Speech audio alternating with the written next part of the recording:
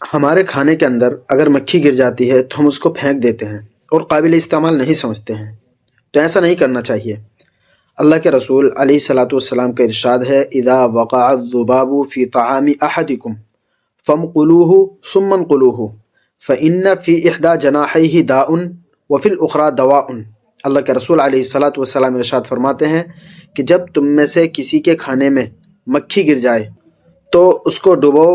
پھر نکال دو، اس لیے کہ اس کے ایک پر کے اندر بیماری ہوتی ہے اور دوسرے کے اندر اس کی شفا ہوتی ہے۔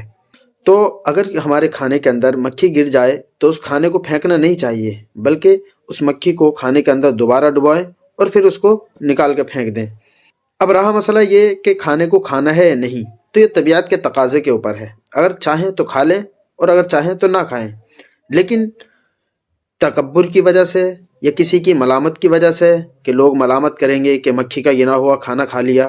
اگر ایسا شبہ ہو تو پھر ضرور کھائیں، تاکہ یہ بات ثابت ہو سکے کہ یہ کھانا حرام اور ناجائز نہیں ہے، بلکہ اس کو کھانا درست ہے۔